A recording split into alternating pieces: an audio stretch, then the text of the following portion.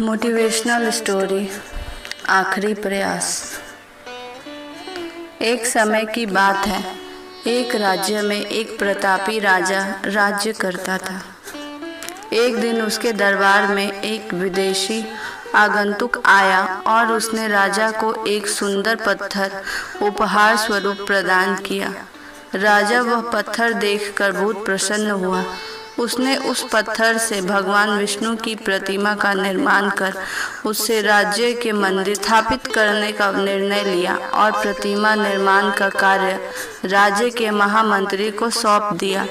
महामंत्री गांव के सर्वश्रेष्ठ मूर्तिकार के पास गए और उसे वह पत्थर देते हुए बोला, महाराज, मंदिर में भगवान विष्णु की प्रतिमा स्थापित करना चाहते हैं।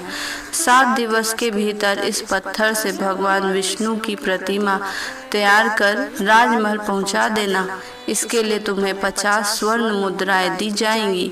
50 स्वर्ण मुद्राओं की बात सुनकर मूर्तिकार खुश हो गया और महामंत्री के जाने के उपरांत प्रतिमा का निर्माण कार्य प्रारंभ करने के उद्देश्य से अपने औजार निकाल लिए। अपने औजारों में से उसने एक हथौड़ा लिया और पत्थर तोड़ने के लिए उस पर हथौड़े से वार करने लगा, किंतु पत्थर जस का तस रहा।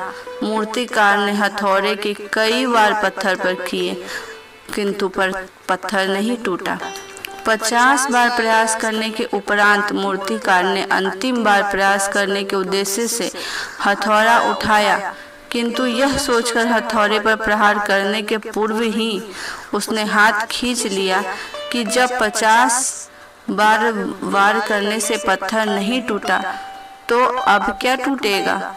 वह पत्थर लेकर वापस महामंत्री के पास गया और उसे यह कह वापस कराया कि इस पत्थर को तोड़ना नामुमकिन है, इसलिए इससे भगवान विष्णु की प्रतिमा नहीं बन सकती।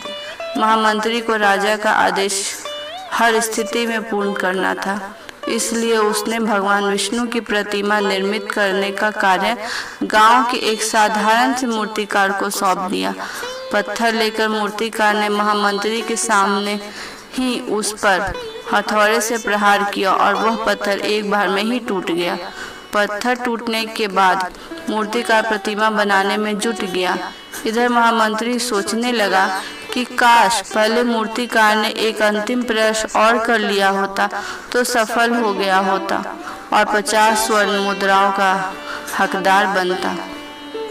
तो हमें इस कहानी से क्या सीख मिलती है, अब हम ये जानते हैं। सीख यह है कि मित्रों, हम भी अपने जीवन में ऐसी परिस्थितियों से दो चार होते रहते हैं। कई बार किसी कार्य को करने के पूर्व या किसी समस्या के सामने आने पर उसका निराकरण करने के पूर्व ही हमारा आत्मविश्वास डगमगा जाता है और हम प्रयास किए बिना ही हार मान लेते हैं। कई बार हम 1-2 प्रयास में असफलता मिलने पर आगे प्रयास करना छोड़ देते हैं, जबकि हो सकता है कि कुछ प्रयास और करने पर कार्य पूर्ण हो जाए, समस्या का समाधान हो जाता।